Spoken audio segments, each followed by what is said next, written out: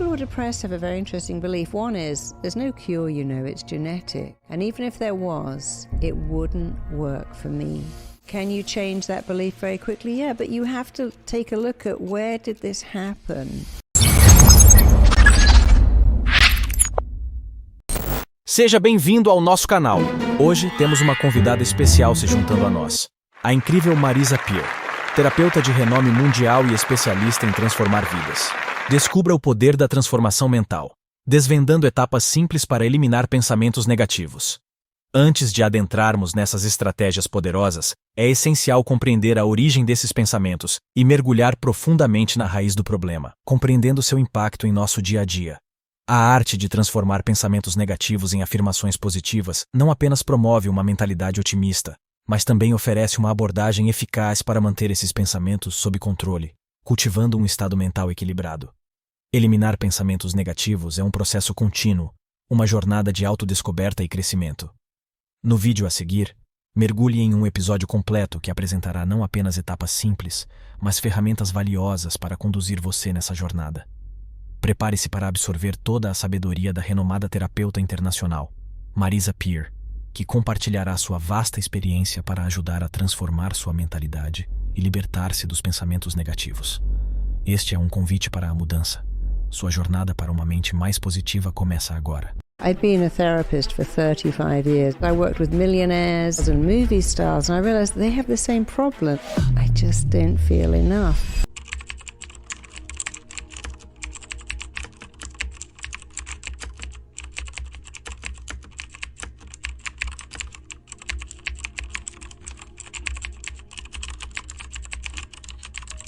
The first thing is just start to observe your thoughts. Do you have those, what I call limiting thoughts? I'm not enough. Who's going to want me? I'm not lovable. No one cares about me. And think about the thoughts and then ask yourself a question. Where did this thought come from? No baby is born going, don't look at me. I'm naked. I've got no teeth. I've got milk source. I've got these triple knees here and I'm not enough. So what happened to that belief? Well, someone chipped away at it, a parent, a relative, a teacher, somebody. And because children are so suggestible, it's very easy to make them think they're not enough. But can you change that belief very quickly? Yeah, but you have to take a look at where did this happen? I never say, well, what's wrong with you? I always say, what happened to you? They go, well, I was a perfectly normal weight until I was 11. And then what happened? Well, I went to school, I got bullied. People started to make really weird sexual comments about my body and I just got fatter and fatter and then they never did that again. So now we see, so somehow what was happening had a role and a function, and every thought you think isn't a thought, it's a blueprint that your mind, body and psyche work to make real. I think if you take a thought, for me, I was always late as a kid for everything. I missed the bus to school every day. And as an adult, I was always late. If I had 10 hours to get somewhere, I missed planes, I missed appointments. And one day I suddenly realized that when I was a kid and I missed the bus to school, my father, I'd have to walk home. He'd be furious. He wouldn't even speak, but he'd get out the car and drive me in silence to my school. It was a 3-mile drive. I never missed the bus coming home, by the way. And then I thought, of course I did that for attention. But my father is now deeply proud of me, and even if he wasn't, I don't need that attention being late. And it just stopped like that because I suddenly saw the role of it, the job, the function. And many times if you can just ask yourself, if this headache or this blushing or this asthma or this feeling had a job or was trying to help me, what would it do? And it's really amazing the answers that come up. Is that why you say, when you think about the core principle of RTT, it says, don't just treat the behavior, treat the purpose the behavior is serving? Always treat the purpose. You see, if someone... What does that mean? How do I make... Well, let's imagine that you binge on cakes, or you're the kind of person when something goes wrong, you eat pizza or cake or something. And most of us go tell you what's wrong with that. But I would say, hey, what's right with it? You're an alcoholic. Tell me what's good about that. What do you mean? Well, you keep going back to it. And they go, actually, now you mention it, it does give me comfort. I can always depend on drink. It takes away the pain. I get comfortably numb. I can come home and just block out, or I can come home and eat 5 donuts, and then I just go into this kind of soporific place.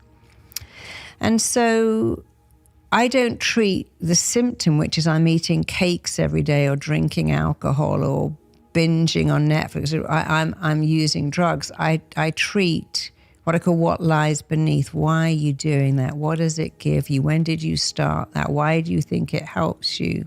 I worked with someone who was a chronic alcoholic. When I talked to him, he said, I never saw my dad. At 16, he took me to the pub and he got me drunk and he went, you're a man now. And he began to take me to the pub every weekend. And I thought, this is great. My dad likes me because I'm a man. And they had a very bonding time over beer. And then the dad died and he continued drinking beer because he believed that he was bonding with his father, even though he was dead.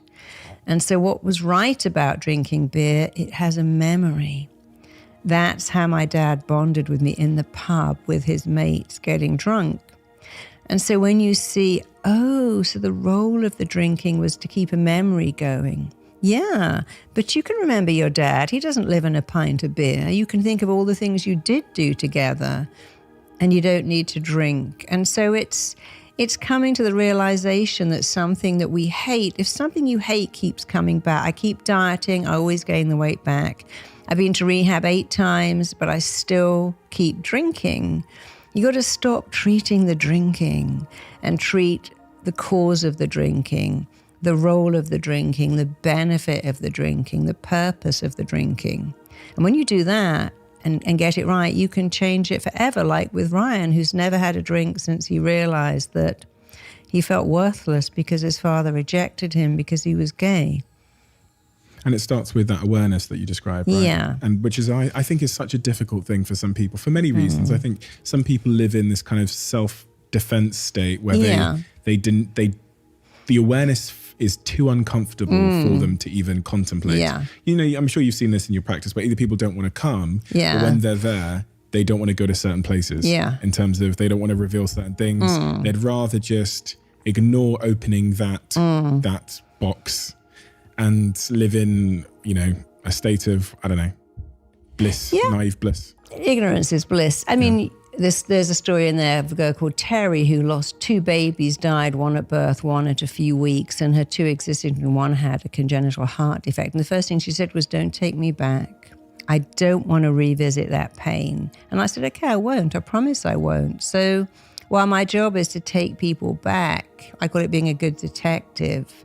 Someone's turned up and said, well, I don't know why I keep sabotaging. I have no idea. I guess I'm just messed up because I sabotage every relationship. Every job I get, I procrastinate, and I always get fired. And I don't know why. So I've shut myself away, and I don't even want to look at that. But you can still go back and find it out because, in fact, Terry had a very functional heart. All it knew how to do was keep repairing itself. And she had a massive breakthrough just in a half-an-hour conversation because she understood that being numb, it's like you can't not feel. But she was living in a world of not feeling, and it was exhausting. So I always think what I do wears 3 different hats. The first hat is what I call being a good detective. You're an investigator. You never say what's wrong. You say what happened. Why do you feel like that? Why do you want to change? What would it look like to change? I often say to people straight away, tell me about your family. I've got 3 sisters. They're all great. It's just me. Or they might go, they're all messed up. And then you know straight away that something's gone very wrong with this parenting, or something's just gone wrong with this child. So when you put your investigator hat on, and a detective will lay out images and look at them and go, look at that scene, that scene, that scene, that scene, and they work out what happened by looking at information. And a good RTT therapist is the same. We gather information. You have lots of aha moments, lots of ear prick up moments, lots of things that come up that you think, oh yeah, I'm going to go here, I'm going to go there. And after you've done the investigating and found out, usually in minutes, why that person is the way they are, you then switch to almost being like a dentist, extracting all that toxic stuff, removing it, and finally become like a coder.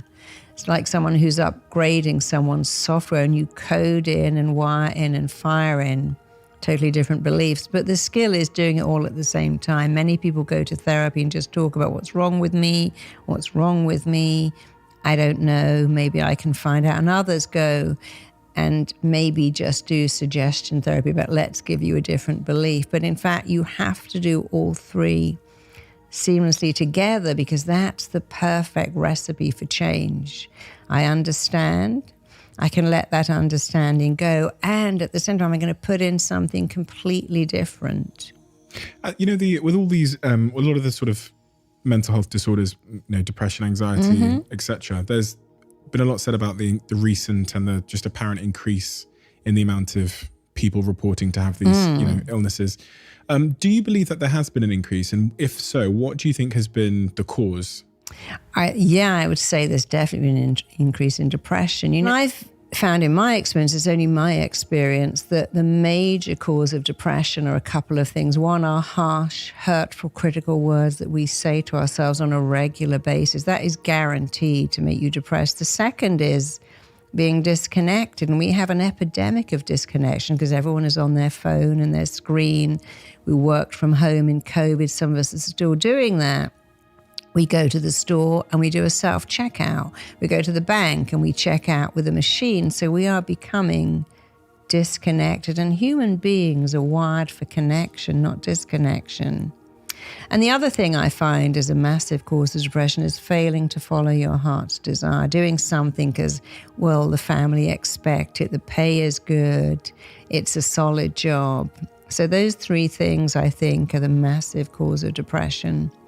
On that first point about people telling themselves negative stories, we'll all know people that are very self-disparaging. Is that, and it's interesting because, I don't know where that originates from, but I know so many people that are incredibly self-disparaging. Yeah. The first thing they'll say to you is, "Oh, I'm sorry, I look bad today," or I know, I messed that up, I'm just a mess, I always fail, I'm so sorry, They look in the mirror and they go, "Oh my God, look at me." Or they go, "I'm going to do this, but it won't work." Where it comes from, funnily enough, is our tribal need. We're still inside tribal people and we need to connect with a group. And so bragging, "I'm better than you, I'm smarter than you, I got more than you," is disconnecting. And so people learn to connect by not having that tall poppy syndrome. We have to be the same. Children at school bond by being the same. And I found many clients say, my parents were rich or dirt poor. I was the only kid with glasses and I felt different, like being the head teacher's daughter. So it comes from there. So it's a strange thing that a few hundred years ago and beyond, being negative actually saved your life, looking for danger, looking for snakes, looking for lions, looking for weird people. You might do it because they believe it protects them from hurt and pain. If they reject themselves first. Yeah, if they reject themselves first. No one's ever going to like me. See, I knew it. And now it doesn't hurt, but it really hurts. And so our job is to show people that no happiness is there. You might as well expect the best. Muhammad Ali said, "I told myself I was the greatest before I even was. And then something amazing happened. I became the greatest." He could have said, "Oh, I'm not much good, me. I'm useless, really. It's all a fluke." But he said, "I am the greatest," long before he was. And that was so good for him because people think of him as undefeated, which isn't true. But that's the idea of him because he told himself a better lie. And if we could only all do that, our lives would be so much better, mostly because the mind doesn't know or care if what you're telling it is true or false or good or bad. It just lets it all in. It's like as you said, our thoughts are actually blueprints, and I was thinking about them as like they are code going into a sat nav. Yeah, exactly. If I tell myself I'm beautiful and I'm going to be successful and I'm going to get married, then my mind and my being will take me in that direction. Maybe even subconsciously, my actions will further me in that direction. I will say yes to things that are conducive with that outcome. And it really goes to show, doesn't it, the power of, as you say, the limiting beliefs we tell ourselves, because we all say them. I've gone through my life telling myself that I'm really unorganized. I know. Because I grew up in a really unorganized home where my parents were never there, so everything was just a mess. Yeah, and I'm not wanted or I don't matter. I was working with a kid a couple of years ago who was in the Chelsea junior team, Chelsea Football Club. And every day their coach said, "You've got to 2% chance of getting into the main team playing for just 2%. So you got to shape up. But you see, most kids, when they hear that, think, oh, I got a 98% chance of failing here. 2%, it's tiny. I said, listen, you just got to say, I'm in the 2%. Someone else told me that their doctor said you have a 20% chance of surviving cancer. That's great. I'll go in. I'm in the 20%. I'm in that 20%. You might think that's foolish, but when you set your mind to something and look at being in the percentage that makes it, actually your mind and body start to work at a level that make you stay in that percentage. If you do the opposite, well, I'm in the percentage of failures, the same thing happens. Your mind and body work to make you stay in that percentage, because the strongest force in humans is that we act in a way that totally matches how we define ourselves. When you say I'm a loser, I'm a hot mess, I'm a train wreck, everything I touch doesn't work, if only we knew how we are making those thoughts real and how our mind's job is to actually start making our thoughts real, we'd probably stop them. But it's not, I guess it's not so easy just to make someone an optimist. No, that's true. If we think about the pessimists in our lives, and I've got friends that are pessimistic about, it just seems to be their default. And no matter, none of us in our friendship group are therapists, but the efforts we've gone to try and make this individual not pessimistic in every situation have never ever worked. I'm thinking about a friend I have back home who always, and used to work for me, who always defaults to just pessimism and everything's going wrong and whatever. And yeah. But then you have to ask them, if you say to them the same thing I say to alcoholics, what's good about it? They'd say, I'm never disappointed. What's good about your pessimism? Yeah, what's good about it? If I said to my mother, what's good about being a hypochondriac? She'd say, well, I get lots of attention. I love being in hospital. Everyone's so worried about me. People come to visit me. So you have to ask him, what's good about being a pessimistic? And he'll say, I don't let people down. People don't expect anything of me. And so it's that expectation. Yeah, lowering. and it's a little bit more than the thought, because if you imagine a stack, I have to use my fingers to explain it. That's the thought, and thought always comes first. And then you think a thought, and when you think a thought, you then feel a feeling, and then the feeling dictates how you act. So imagine you thought a thought, which is I'm not enough.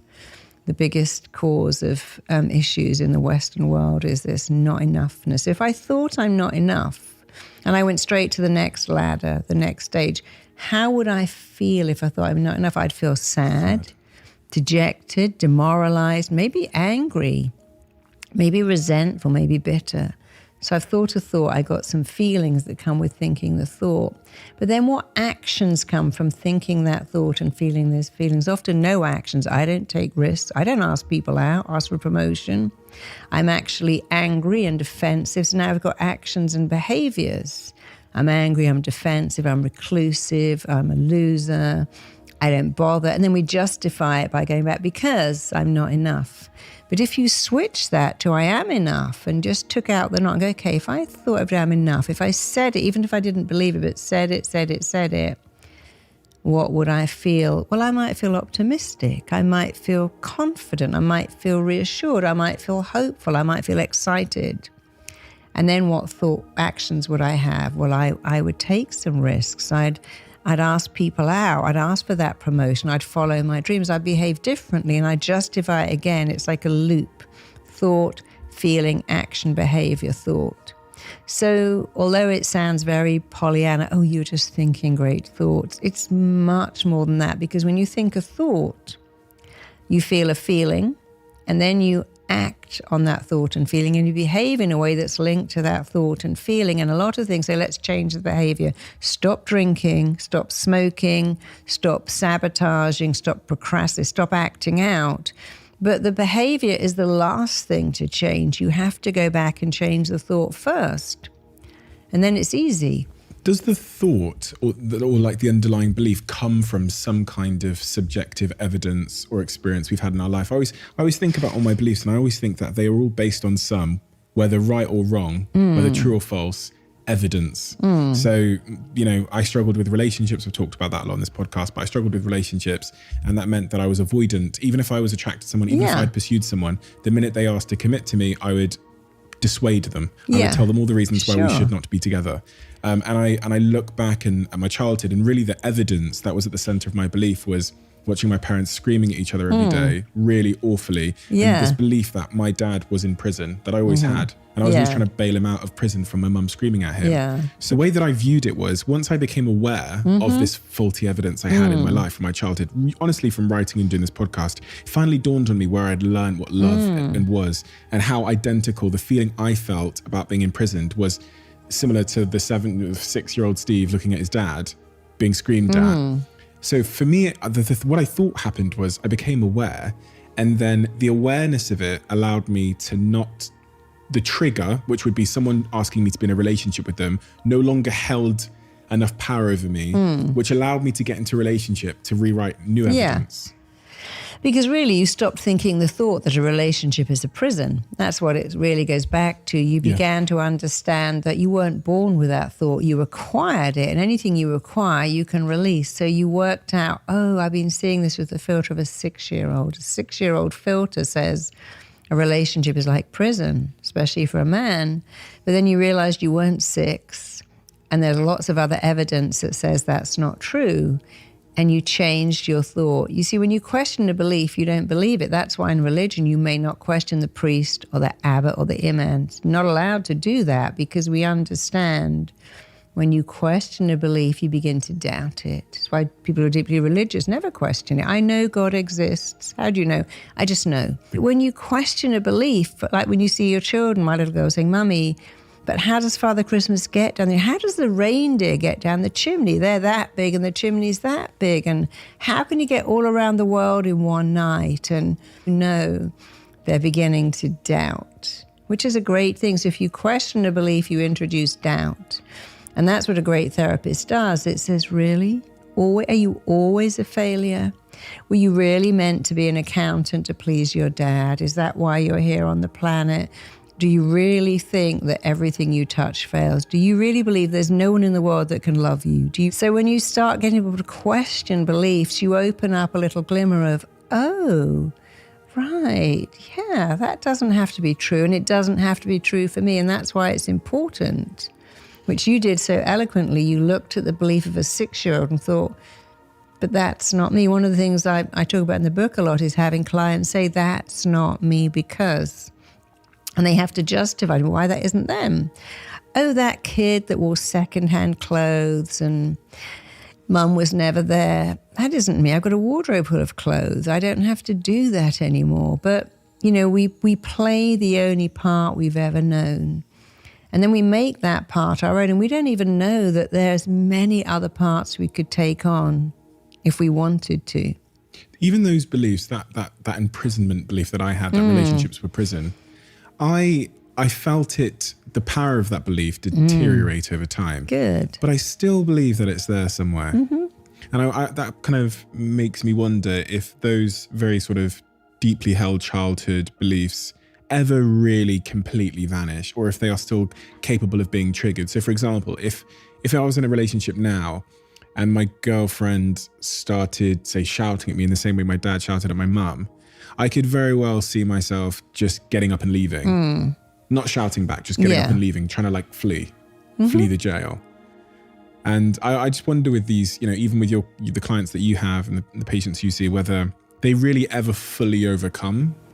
I think a lot of them do. I think it's a work in progress. It's about, you looked at that little boy who said relationships are prison, and you realize that was a statement that for you was a statement of truth. It wasn't a question, it was a statement. And then what you have to do is start making a different statement. The mind learns by repetition. Relationships are wonderful. People say to me, marriage is such hard work. I'm like, well, I don't think so. I found it hard being single. I got the flu. I got to get out of bed, go to the pharmacist myself, make myself some soup. In a marriage, in a relationship, someone else says, hey, I'll get that. I'll do that.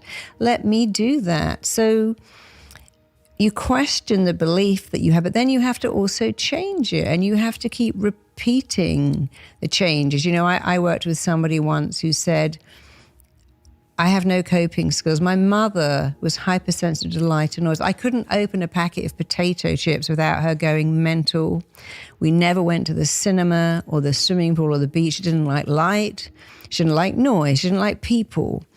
And then she said, and I have no coping skills. And I made her say, I want you to say I have phenomenal coping skills. And so she had to say that every day. She didn't believe it, but she said, it's amazing.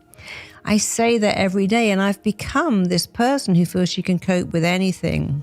So you have to look at your question, your statement, and just change it. I don't matter. I matter. I'm insignificant. I'm significant. I'm not lovable. I am lovable. I'm not enough.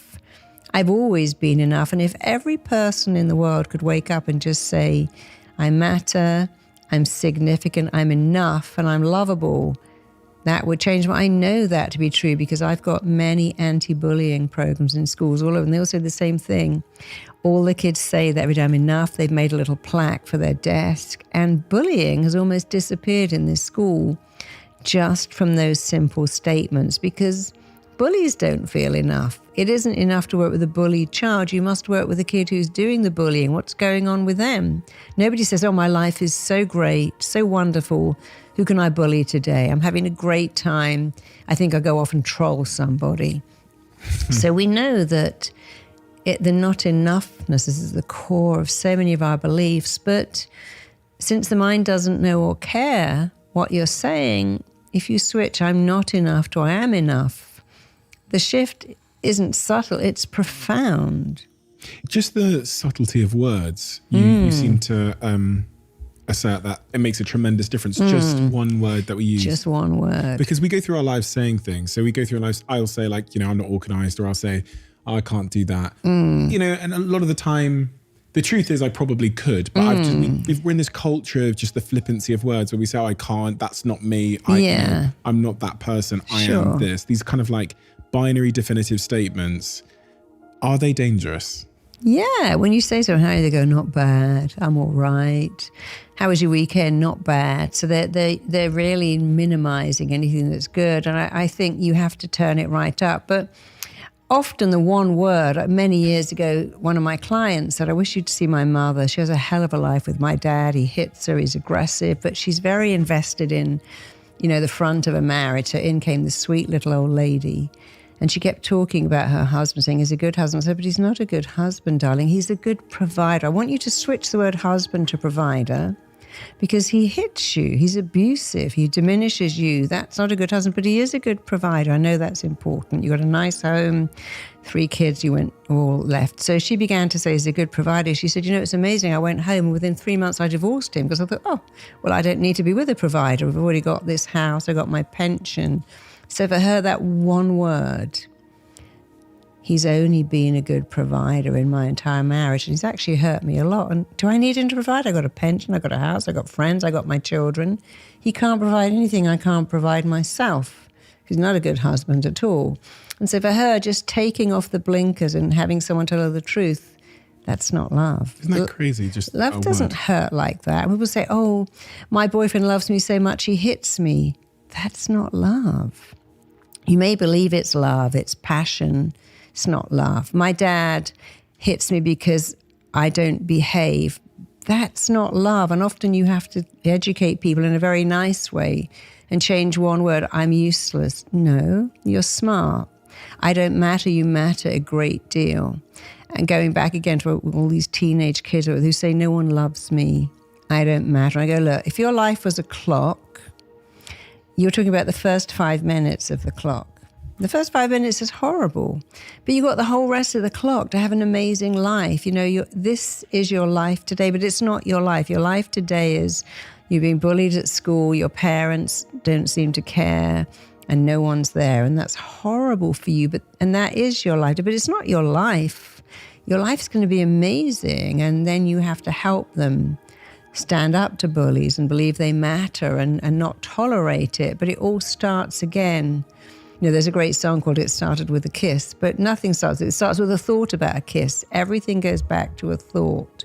And if you can keep peeling back to the thought, like your thought, marriage is prison, then you think, but I have the power to change that thought at any stage, no matter how long down the line it is. If you change the thought, you change everything because the law of control begins with thought. You can't control the weather or the traffic. You can't even control your body or you'd never get a cold, but you can always control your thoughts. And when you control your thoughts, It changes your whole life. And I know it sounds easy or simple, but that's because it is simple. You know, I've been doing this 5-day challenge in schools, and it's called the I Can't to I Can. And it's just 5 days where every day these children go from I can't to I can. They have an imaginary cheerleader that does somersaults and bangs cymbals and cheers them on. And they've all said it's made such a difference because they realize they can. That when you say, I can't, what if nobody likes me? What if I fail? What if I get it wrong? Well, you might, but you also might get it right. And if you get it wrong, you've learned something. You know, you can, if you never make a mistake, you've never made anything, because the only way you can learn is often by getting it wrong. You think, oh, I tried that, I didn't like it, I never want to do that again. We're now playing in a world where the digital landscape is changing every single day. And to succeed as a small business, the most important thing you can do is stay informed with the latest trends. And that's why I've partnered with Vodafone Business. They genuinely want to help small businesses like you navigate this fast-moving space. They've developed the V-Hub, a site containing everything you need to get up to speed with what's going on, and you can even ring up a V-Hub digital advisor for completely free and have a one-on-one conversation with them about your business. If you haven't checked out the V-Hub, I'd highly recommend you do so, as it will help your business navigate the changing landscape and keep you on the front foot. So go to V-Hub by Vodafone. You can search that anywhere on Google and check it out now. Being a therapist and speaking to a wide variety of people, you must also face some pretty heartbreaking outcomes and cases. Tell me about one that comes to mind when I say that. I think my saddest case was a boy of 14 whose father was very physical with him, but he lived with a mother. And he didn't have any skills to handle that, so he became very violent at school and was being expelled. And when I saw him, I said, darling, your dad's not allowed to put his hands on you. You know that. He said, but I can't. I said, but you can stop him. You have to. So we practiced rehearsing a lot that he would say to his dad, you may not put your hands on me. And then I said, I think you have to not see him for a little while. And then the mother said, but he needs a dad. I said, well, not like that, that's hitting him with a belt. Nobody needs that. And he does need a dad, but he needs a dad that respects him. So we had to all have this little family conversation that they were going to go home and ring him and say, I can't see you until you get help. And the father was so childish, he smashed up his Xbox and dumped it in the garden. But he didn't see him, he stood his ground. And then the father wanted to see him. And I said, you know, every time you must say to him, you cannot put your hands on me. And if you do, I can't stop you. But when I leave, I will call the police because I got to get you some help. You can't be like this. And actually it was amazing. I did feel sorry for that kid because the father was so dismissive. But eventually the father realized that the only way you could see him was to stop being violent, because I had to give this little boy the power. You're only 14, but you're smarter than your dad. You're more educated than your dad. You're more grown up than your dad is a child. And you have to be the man here and say, I won't let you hit me because it's damaging for you as well as me. And often with kids, it's giving them a voice, giving them the power to say no when someone is abusing them, molesting them, taking their lunch money. You know, and that's often the case. So many kids just don't have the power to say no. Because when they said to the parents, don't you say no to me. When people say to me, my kid's so annoying, I said, that's how they learn. I mean, my kid argued with me all the time. And I always think I'm secretly rather pleased that she could stand up for herself and defend herself and wasn't a yes person. And we forget when we won't let our kids have a say, they go into the world and they don't know how to have a say, and that's a terrible injustice for them. I was reading in your book about children and just more broadly about the some of the mistakes parents make when they're raising children. And one of them, as you kind of cited earlier, was about telling them not to feel things, right? So if they fall over, don't cry. Don't cry. Be a big boy. Stop being a baby. That's definitely what I had planned to do with my kids. Yeah. Tell me why I'm wrong. Yeah, you know, I said to my girl, don't be a baby. She goes, Mummy, I am a baby. And I thought, oh my God, she's so smart. She is a baby because she was my teacher. And then I remembered to say to her when she hurt her leg, oh, that really hurt, didn't it? Ouch, that hurt. She goes, yes, Mummy, it hurt, but then she'd be okay. But when you said, don't cry, you're a big girl now. That didn't hurt. Stop making a fuss. What you're saying is don't feel your feelings. Swallow them, push them down, pretend you're okay, put on a happy face. And then people walk through the world and say, well, I can't tell anyone what I'm feeling, because we've trained them in the same way we train kids to finish everything on their plate. One of the best gifts you can give your children is letting them feel, that hurt. You're a great kid, but today you're being really mean to yourself. What's going on? And then they'll say, you said she was my favorite. Years ago, I took my little daughter, we were lambing, and my nephew had pushed him off a haystack, and my brother was very cross. I said, why did you do that? And she said, you said he was your favorite. I said, no. I said he was my favorite nephew. You're my favorite. You'll always be my favorite. He's my favorite nephew. And you cannot do that, and you have to go and apologize. And she did. But I was really quite pleased that I was able to say what just happened then. You can't always do that. Sometimes you have to intervene, but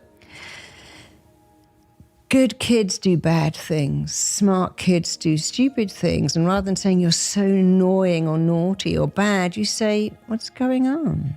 Why did you just do that? And they'll tell you something that you would never expect. And then they feel safe sharing what's going on. And children need you to be their safe place. They need to come to you and say, hey, my friend's taking drugs. My daughter came home and she goes, Mum, my friend's brother, we went out, and he's much bigger, and he was stealing all these baseball hats, and he made me wear one. I didn't want to wear one. I said, oh, that's your feelings telling you it's wrong. You must always listen to those feelings, and when that happens again, you must say, I don't feel I can wear that baseball hat. And so I was very pleased that she'd come in and tell me stuff about drugs and sex and shoplifting, and some of the stuff, your eyes literally pop out on stalks. But you have to not judge your kids. It's very easy to say, not so easy to do. But you just have to take a deep breath, even if it's most of the time, and ask them, what's going on? There's something that I sort of garnered from all of that, which I think is really applicable to business and generally like leadership and I guess friendship as well, which was typically we come with answers and we come with statements. Whereas the approach you seem to take even with your daughter there is much more question centric. It's asking questions and being kind of removed from having a bias or a presumption. So, and I was thinking about that from a leadership perspective. When there's an issue in your business with an employee or something, instead of coming with statements and presumptions, it's probably wiser to come with a question at first. Yeah, what's going on? I said that to my PA the other day, and I just am overwhelmed by something in my personal life. So when you can say to someone, what's going on? Or, yeah, it's easier. I was meeting my daughter in London recently. I hadn't seen her for ages. I was so excited. She turned up at this restaurant. She was in a really bad mood. And I said, do you want to, and I don't like that. Do you want a coffee? No, I hate that. And I felt like saying, you know what, I'm just going to go home. I don't know why I've come here. But I just said, well, anything, I don't like anything here. And then I said, well, let's order a coffee. So and then she said, Mommy, I'm so glad that you understand me, because it's not you. I've had a big fight with someone and I'm in such a bad temper.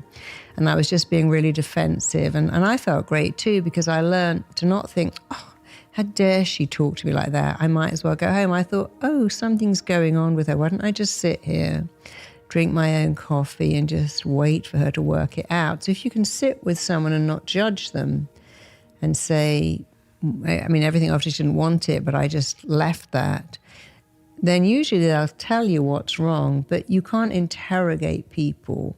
And sometimes you just have to give them a little while to come around. But I think when you stop judging people, which isn't always easy, it makes it, when you have a workforce that mess up or are super defensive, try that. So there's going to try a little tenderness, because you get much better results. My husband and I have this great thing where I'll say, oh, what's the story you're telling yourself? One day we were driving in the car, and I think I was driving and he was on his phone. I was talking, he wasn't listening. I talked again. I went, oh, I'm telling myself a story here that you're not interested in anything I have to say. And he went, oh, that's really funny, because I'm telling myself a story that you're annoying me, because I've just got a message from our accountant saying our account's been hacked, and I'm feeling really panicky, and I'm looking at this message and you're yap, yap, yap.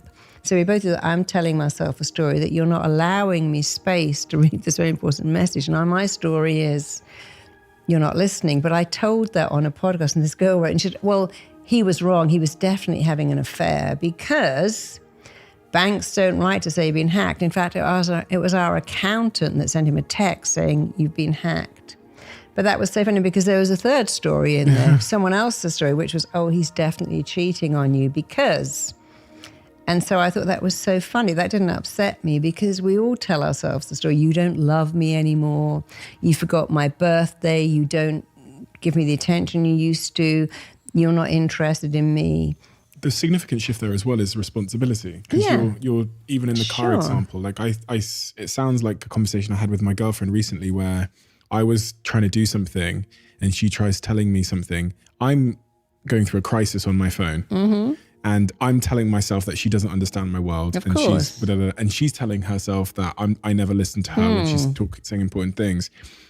Thankfully, because I'm in a slightly more mature phase of my life, we're able to have the conversation, as you've described, where I'd say, this is how I felt. And I was telling myself this. And, but a lot of people don't do that. Blame feels much easier. Yeah. And it takes a certain type of maturity in person to even be able to take responsibility in the first place. I tend to believe that people who have, I don't know if this is accurate, it's just a belief I have, but that have like lower self-esteem are less capable of allowing themselves to look in the mirror and take responsibility for things. Yeah. They are the most like protective of... Yeah, they're much more adept at blaming, refusing to budge, because they believe that if you're right, they're wrong. It is easy to be defensive and blaming and never admit you're wrong because we think being wrong means that we're weak. You know, it's why men will never say, I'm lost, because if you're a hunter, you are useless to the tribe. If you say, I'm lost, I don't even know how to find my way back. And so it's the fear of being wrong. But how to get it around to say, listen, here's the truth. You're flawed, I'm flawed. The best we can ever be in the world is two flawed people having a flawed relationship. I call it being flawsome. So if you can decide, hey, I like being flawed. You know, I tell all my clients, the unhappiest people I've ever worked with, without a shadow of a doubt, are the ones who try to be perfect. And they're always the loneliest too, because they can never say they're wrong. It's always your fault. You did it. You made them. But if you can't be wrong, you're going to be alone, because the basis of all friendship is this: we choose people who share our vulnerabilities. If you haven't got any, then you also won't have any friends. So it is a defensive mechanism to never admit you're wrong. And it can be very hard to say, I was wrong. Better to say I made a mistake, I messed up, I didn't handle that very well. I saw my husband's daughter once say, I messed up. I thought I was so proud of her. I messed up today, I didn't handle myself well at all. Really sorry. But that you go up in someone's estimation when you can do that. We all know when Bill Clinton apologized, how people liked him more. Yeah. They'd like him less because I didn't do anything wrong. Yeah. So the fear of being wrong creates a lot of problems, especially in teenagers, until we can say, look, even in the Bible it says to err is human, to forgive is divine. I always think to err is human, but it feels divine. So we have to not punish people for making mistakes, especially our own kids or partners. Say, look, yeah, you did mess up, but it's okay. I'm glad you recognize that. And I felt like this when. It all comes back again to, can you communicate, and do you have healthy self-esteem? Because people with healthy esteem will say, I was wrong. I made a mistake. That was my error. People with low self-esteem say, no, it was your fault. It was all your fault. So true. And I think that point about how you go up in people's self-esteem when you take responsibility is so unbelievably true. Because that's what it means. Responsibility means an ability to respond. That's what it is. It's an ability to respond. And we want to have an ability to respond better. It's incredibly trust building as well, isn't it? When you know that someone is able to say, like, I'm responsible for that, or I made a mistake here. Yeah. It kind of allows you to understand that they are self-analytical and that they can be left to assess themselves almost. And also, so many people just want to be heard. When they go to their mother and say, you really hurt me, they go, well, what about my life? You had then they don't feel heard. So when your kid or your husband or your wife comes in or your friend and says, you really hurt me when you forgot my birthday, or forgot how important that was or cancel at the last minute, you have to say, oh yeah, I hear that. I'm really sorry. I hurt. Even if you think they're being ridiculous, you still have to say, I hear that hurt you.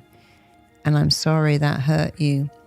Because being heard is so important to us. When we feel heard, we feel valuable and we feel significant. Again, our needs are to feel significant and worthy and enough.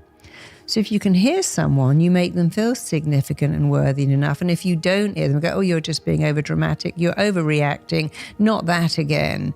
Why don't you just get over yourself? Then you don't feel significant, you don't feel worthy, and you don't feel heard. So we want to have higher self-esteem. And if you can tell people, oh, yeah, I can hear how I upset you. I really feel bad about that.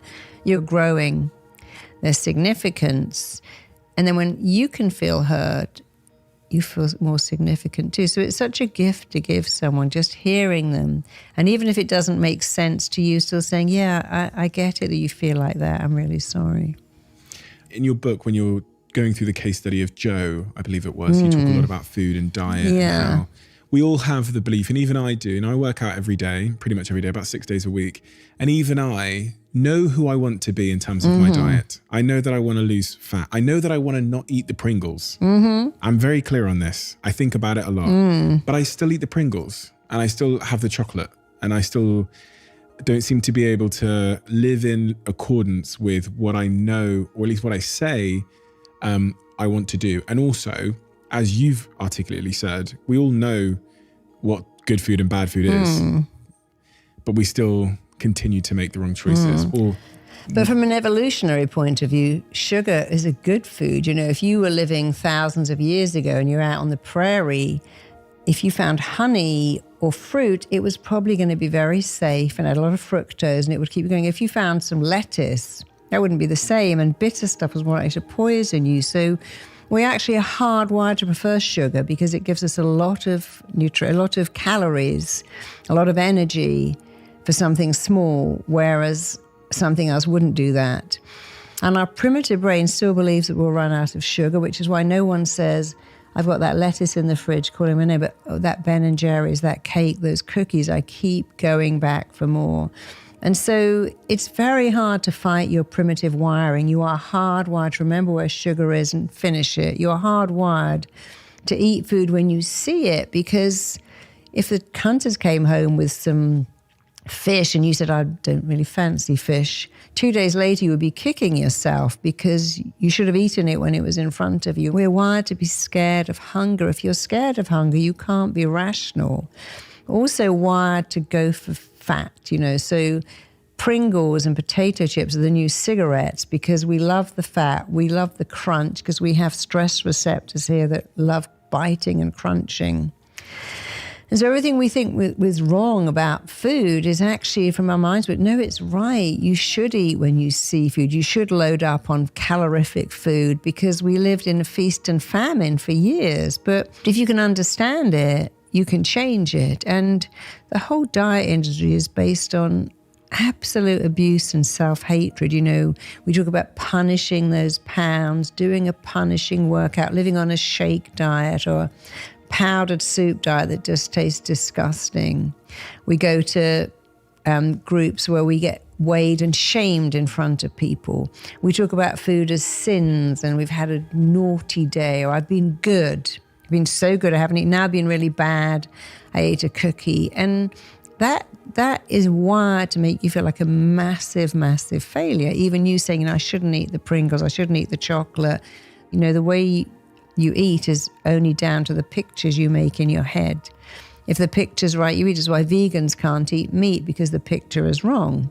Jewish people can't eat pork because the picture is wrong. So if you want to succeed, you've got to maybe set fire to some Pringles or do something, make some glue with jelly sweets. And then when you make the picture different, you'll never want to eat it again. But you can't succeed at that by beating yourself up. That's so very true. The thing that stopped me drinking Coke was watching a clip that someone had shared, and they just boiled Coke and they showed the residue that was left behind and it looked like oil. Yeah. And this picture I have in my head now is that if I drink Coke, I'm putting this gloopy black oil in my body. And I'm scared of that. The way you feel about everything is down to only two things: the pictures you make in your head and the words you say to yourself. And I think I've now trained 13,000 therapists in RTT all over the world, and they all say, that's such a condensing therapy into a moment. The way you feel is down to the pictures you make and the words you can say, which you are free to change. I can't get on a plane, it's killing, it's dangerous. Well, actually, the most dangerous part is the cab ride to the airport. It's the state of mind. They feel free.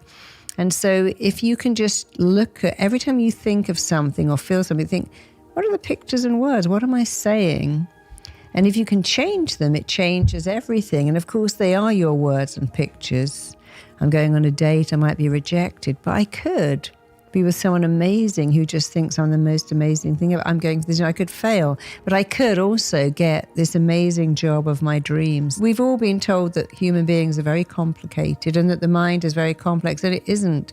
It's very simple. You only have to know three things about your mind. One is the way you feel about anything is down to the pictures you make in your head and the words you say. The second is that your mind is hardwired to keep returning to what's familiar while running away from what's unfamiliar, and that's true, but you can make anything. You can put a bit of silicone on your finger and shove it in your eye every day, and it becomes so familiar. But at first, using lenses is very unfamiliar. But the most important thing about the mind is that it does what it thinks you want. And you've got to sit down and think, but what do I want? I want attention, so I've got a nervous twitch. I want attention, I'm getting all these illnesses. Oh, I see, I should have said I want positive attention for being really smart or really kind or really evolved. So really, you don't need to study in human behavior. You need to know those three things. And if you know them and apply them, you can make sense of your life and everyone else's lives. But also you can make your life so much better by thinking, I can change the pictures. I can take sugar out of my coffee and make it familiar very quickly. And if I tell my mind like a spice girl what I really, really, really want, but I'm very clear, like, I want more money. Well, what's that? $10? I want passionate relationship. For how long? A week? So if you just keep always going back to those three things and looking at them, you can have whatever you want once you can look at those three things and make them work for you and not against you.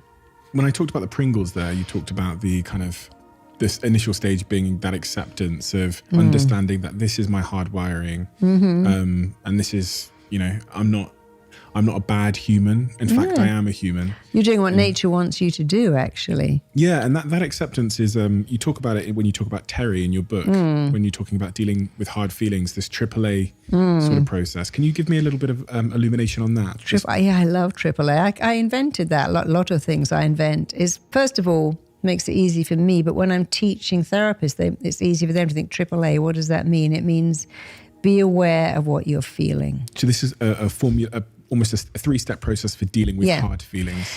So any hard feelings, or indeed any feelings, don't even have to be hard, be aware of what you're feeling and accept it. That's the second. People think, what am I feeling? I'm feeling jealous. I shouldn't feel jealous. I need to eat a cake. I'm feeling a feeling in my stomach, the seat of all emotions, and I shouldn't really feel that feeling. Let me eat it, drink it, smoke it, shop it, Netflix it. But when you say I'm going to be aware, I'm aware that I'm feeling incredibly jealous of someone else whose book is selling more than mine. Oh, I feel really jealous about that.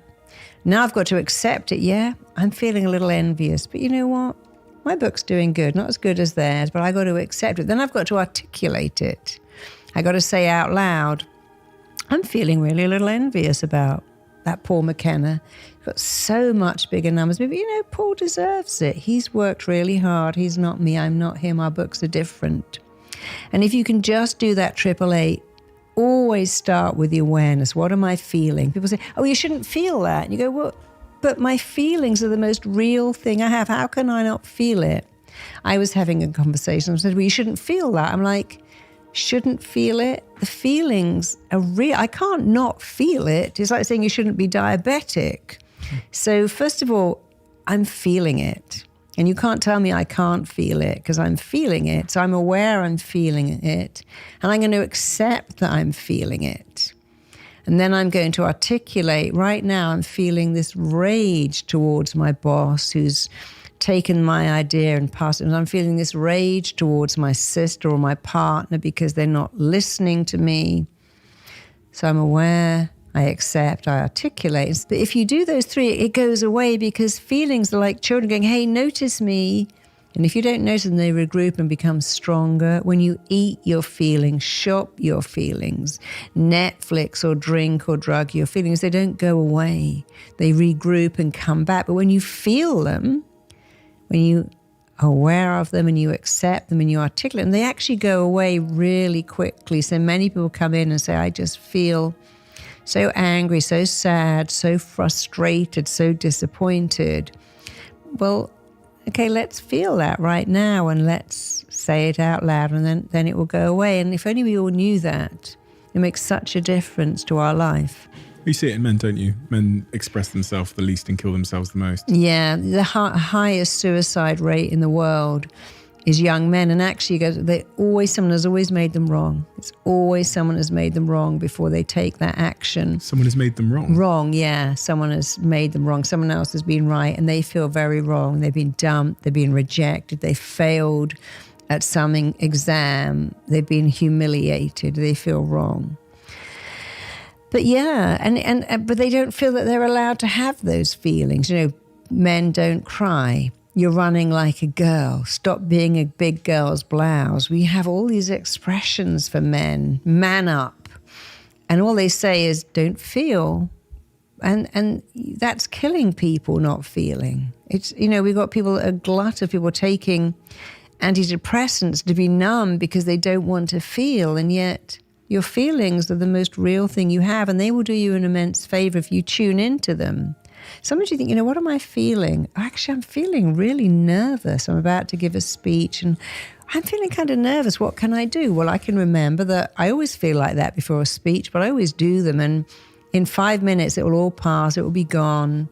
And I'm just talking myself into it instead of talking myself out of it. So I'm going to accept I feel nervous. I'm aware of it. And I'm going to say, oh, yeah, here's that old nervous feeling again. Actually, it's adrenaline. It's excitement.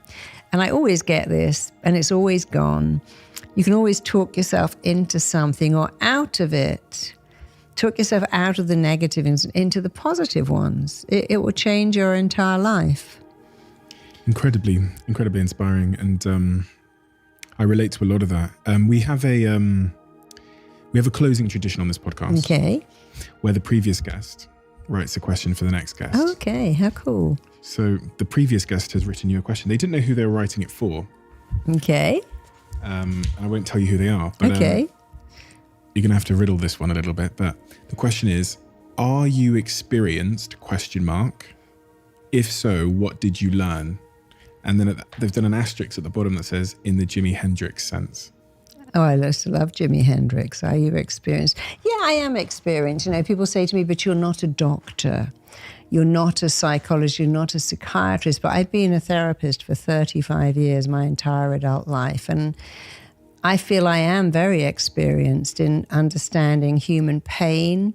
And what did I learn? I learned that almost all my clients' pain comes from not believing they're enough. It's why I have all these I'm Enough braces. Why I created the I'm Enough movement, because I worked with millionaires and Olympic athletes and sports stars and movie stars, and I realized they have the same problems. So what my experience taught me from starting as a therapist working with, you know, everyday people, school teachers and police officers and stay-at-home moms, to working with billionaires, taught me that we're all the same and we all have the same core issue. I just don't feel enough. But that isn't true.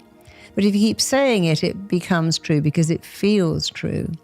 And so if we can just change those thoughts and feelings. So my experience taught me that therapy is not complicated. And it taught me that this belief, oh, someone's got depression, that's very complex, so the treatment's complex too. No, it isn't. The treatment can be really fast and effective because it comes from, again, the not enoughness that's so insidious.